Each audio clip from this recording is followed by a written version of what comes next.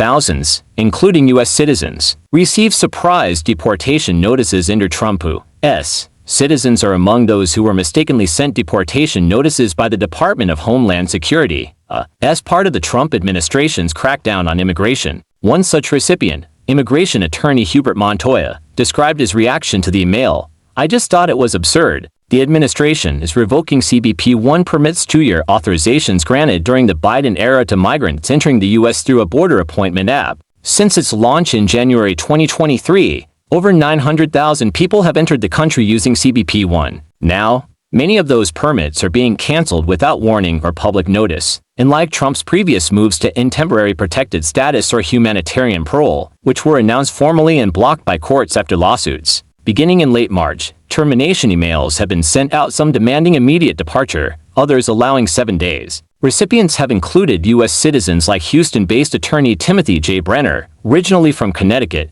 who was ordered to leave on April 11th. "I became concerned that the administration has a list of immigration attorneys or a database that they're trying to target to harass," he said. CBP acknowledged the notices, claiming they weren't sent to all 936,000 permit holders and that some emails went to unintended recipients, especially when CBP-1 users listed U.S. citizens as their contacts. Those cases are being reviewed individually. Confusion and fear are spreading in online forums. Critics argue this uncertainty is intentional. Hillary Lee from the Justice Action Center stated, "The fact that we don't know how many people got this notice is part of the problem. Many permit holders believed they were safe until their documents expired." Trump halted CBP-1 on his first day in office, but those already admitted assumed they had time. The sudden notices shattered that belief. One began, "It is time for you to leave the United States. It's really confusing," said Robin Barnard of Human Rights First. "Imagine how people feel when they're hearing through their different community chats, rumors, or screenshots." Lawyers note that some recipients may still be eligible to apply for asylum or other relief, and deportation orders remain on hold for over 500,000 migrants from Cuba, Haiti, Nicaragua, and Venezuela under a Massachusetts court ruling. Maria, a 48-year-old Nicaraguan woman who supported Trump, said the email hit her like a bomb. "It paralyzed me." Despite the fear, she continues working as a house cleaner in Florida and plans to apply for asylum. A shift in the Ukraine war. Germany signals stronger support. Germany is set to take a more assertive role in the Ukraine conflict as Friedrich Merz, poised to become the next chancellor in early May, commits to continuing military assistance to Kiev, following a deadly Russian airstrike on Sumy, northeastern Ukraine that claimed at least 34 lives. Merz condemned the attack as a wicked act, a grave, deliberate and intentional war crime during an interview with Art. The bombing has been labeled the most devastating assault on civilians in recent months, according to L'Independent. Taurus missiles back on the table. Merz, who recently led the Conservative Party to victory in February's legislative elections, is taking a notably firmer stance than his predecessor, Olaf Scholz. While Scholz had rejected calls to send Taurus missiles capable of striking deep into Russian territory, Merz is open to the idea. "I have always said I would only do it in agreement with European partners," he noted. "It must be coordinated, and if it's coordinated, then Germany should participate." He emphasized the need for Ukraine to move beyond a purely reactive posture. The Ukrainian army needs to get out of its defensive position. It's merely reacting. Germany, second only to the U.S. in military contributions to Ukraine, may now expand that role under Merz's leadership. If you like this news and want more updates relating to this, please like, share, and subscribe. Air Canada ordered to pay $10 million for misleading ticket pricing. The Quebec Court of Appeal has ruled that Air Canada must pay over $10 million in damages following a class action lawsuit claiming the airline charged passengers more than the advertised ticket prices. In Tuesday's decision, Justice Judith Harvey criticized the airline for its ignorance and laxity in assuming it was exempt from Quebec's Consumer Protection Act due to federal oversight of air travel. "The fault is serious, deliberate, and affects a significant number of consumers," the ruling stated in French. The court found Air Canada prioritized its commercial interest over consumer rights, greater than Air Canada preferred its own commercial interests, which demonstrates recklessness and serious negligence towards consumers. It is necessary to award punitive damages to denounce this behavior. The decision overturned an earlier ruling that acknowledged a legal breach but had dismissed the need for compensation. The case dates back 15 years and was brought by a Montreal resident, Michael Silas, along with a consumer advocacy group. Silas claimed he was charged $124 more in taxes and surcharges than the price shown during the initial steps of purchasing a ticket in 2010.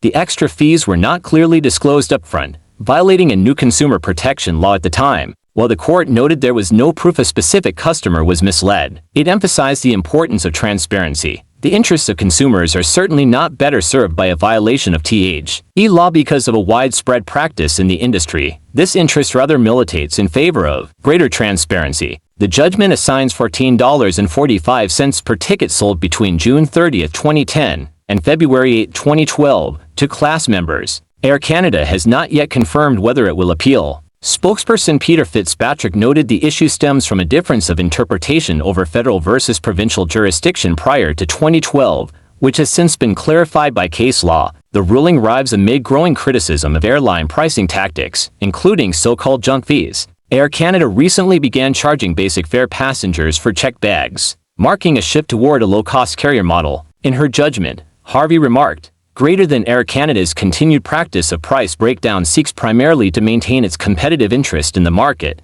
not to protect the interests of consumers." Pope Francis' devotion to prayer touched countless lives. In the days following his passing, people across the world shared stories of how his prayers and blessings made lasting impacts from world leaders to newlywed couples. Known for asking others to pray for him, his humility drew many closer to faith. When he was ill earlier this year and after his death, people gathered in large numbers to pray, from St. Peter's Square in Rome to Notre Dame in Paris and churches worldwide. Catholic scholars say that prayer was at the heart of his papacy, from his first words as Pope in 2013 to his final Easter Sunday message in 2025. "Let us always pray for one another. Let us pray for the whole world, that there may be a great spirit of fraternity," he said during his first address. His last Easter message, delivered a day before his death, urged prayers for suffering Christians in conflict areas like Lebanon, Syria, Myanmar, Armenia, and parts of Africa.